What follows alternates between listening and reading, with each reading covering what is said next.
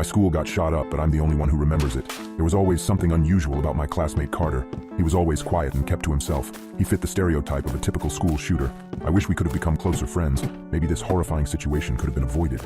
In middle school, Carter was the silent, emo kid who made dark jokes every 4 seconds. Most kids were the same, but Carter was on a whole different level. Except, he literally got beaten to a pulp every other day. The sad part was that nobody ever helped him. The few times I tried to report what was happening, the teachers told me they'd look into it, but nothing ever happened. I just never could have expected Carter to go down this horrifying path. I remember the first time he tried to commit unalive. Apparently, he'd been planning it for months and brought a rope to school with him on the excuse that it was for a project. When I saw him leave with his backpack for the bathroom, I got a bad feeling and asked if I could go too. I was the one to talk this kid down from unaliving himself on a railing right outside the school's bathroom. And sadly, it wasn't my last time doing so. He tried 3 more times throughout middle school, and I tried to tell people, but nothing came of it. It was as if nobody cared for him in the slightest. Maybe that's why he did what he did. High school only got worse for him after that. I remember on the first day of school after summer break, he gave me a smile in the hall. This was odd, he looked better, happy even. I found out later that he'd gone to therapy throughout the summer and had been working out. But I remember later, seeing that same depressed, dejected expression plastered on his face later on, after having milk poured into his backpack and his hoodie. I had tried to go over and help him clean it, but he gave me a weak smile and told me not to worry about it. Every time something happened, I could see him reverting further and further into the boy he used to be. Yesterday morning, he texted me that we didn't have school that day. I'd been confused, seeing as he hadn't texted me in over a year, so I asked my mom, who told me that yes, there was school, and that I was going. I texted him back telling him what my mom told me, and waited to see what he said. He left me on read. Even more confused than before, I decided to brush it off and get ready.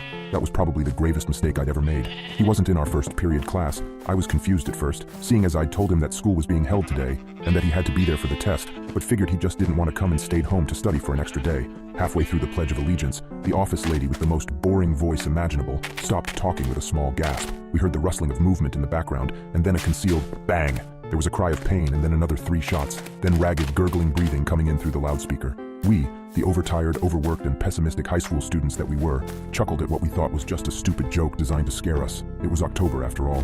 But after a few more moments, there were a few more shots and a few more screams. We heard the faintest, last-breath-tinged voice of the woman over the loudspeaker one last time. Active shooter, code red, call 911. To say that pandemonium broke out would be an understatement. Mr. Wayne quickly turned off the lights and shoved us all into the corner of the room. We sat there, huddled, while people texted their parents goodbye. I was no different. My dad didn't talk. I think he was at work or something and didn't have time to look at the messages, but I wondered if he watched the live broadcast at dinner. I put my phone in my hoodie the minute I heard a shot from outside our door, and I closed my eyes as if it would make it all go away. Girls were crying beside me, and the other guys in my class were freaking out. But the moment I heard the door to the classroom beside us being kicked in, and the screams of students cut off by gunshots, an eerie calm washed over me, and I stood up, pushing the desks to blockade the door. A couple of other guys and our teacher caught on and helped me out, retreating back to our spot when we finished. The footsteps thumped nearer to our door with each slow, agonizing second. The door handle shook as the shooter tried to use the conventional way of getting in, but after that proved fruitless, he started trying to kick his way in, like he did the last room. A girl a couple of feet away from me sobbed about how she didn't want to die, and a couple of kids had their phones out, recording. I thought to do the same, for evidence, and pulled out my phone. After a couple seconds of kicking, I heard a frustrated yell outside of the door. It sounded so familiar. And then the gun clacked against the window, the eye through the scope aiming directly next to me, and the trigger was pulled. The bullet flew past me, skimming my ear and lodging in the forehead of a guy named Chris, blood pooling all around his girlfriend's legs. I remember looking through the door's window as the scope came down off the guy's face and meeting Carter's eyes. Everything was so numb. I couldn't even feel the blood in my ear. His expression darkened when he saw me, and he took one more shot, one that would hit the girl sitting next to me. Then he ran to the next classroom. I was frozen. I didn't know how to move, and yet my camera stayed in place, having caught every single moment of the boy's death in his girlfriend's arms, and all of my utter fear the moment I saw Carter. Later, as we were being led outside by the SWAT teams, I took a look around, peering into the classrooms out of sheer morbid curiosity. I regretted looking.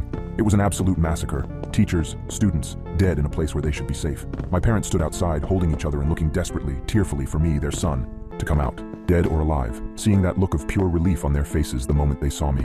Afterwards, I got asked questions by the cops. "What do you recall?" they asked. I gave them my video.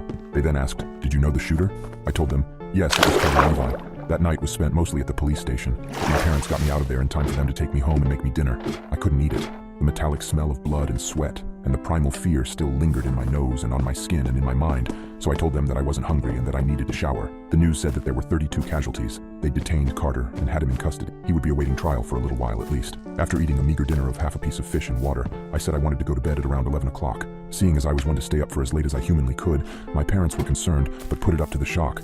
I went to bed with tears in my eyes and fell into a fitful sleep, plagued with dreams of death. The next morning is where things get odd.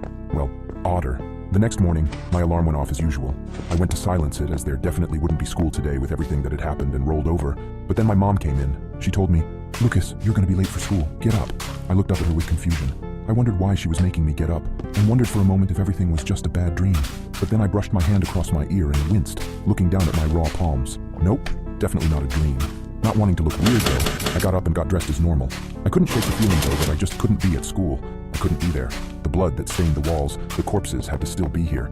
It was a crime scene, but even so, my mom drove me to school and dropped me off, kissing me on the cheek like everything was normal. I walked slowly into Mr. Wayne's classroom, looking around fearfully. Kids were sitting down working on whatever was on the board, and it looked like a full house of students except for one. The guy who'd been killed yesterday, Chris, wasn't there. It's not like he had an empty seat, but more so that he didn't have a seat at all. I saw Carter sitting at his usual desk right next to me, and he looked up, his eyes full of knowing. I hoped he didn't know I knew too. The girl who'd gotten shot in the arm yesterday now looked good as new, smiling at me with a faint blush covering her cheeks. "I can't believe you actually bombed the test that badly," she giggled, a hand coming over to cover her mouth. I chuckled along with her for a moment, confused and afraid. I asked her, "Do you happen to know where Chris is?" She got confused at this, then said, We don't have a Chris in our class. You must be thinking of something else, sorry." This caught me off guard. I looked over at his former girlfriend, and she was talking with her friends, even flirting with one of the guys in her group, without a care in the world. What in the hell was actually going on here? The classroom fell into a sea of low murmurs, and I decided to block it all out, trying to reset my brain for a moment by listening to music. I felt a hand on my shoulder and flinched, hard. I looked up and Carter pulled back when he saw the fear in my eyes. His own eyes narrowed and he peered at me analytically. His final words haunted me forever. He told me, "You know, don't you?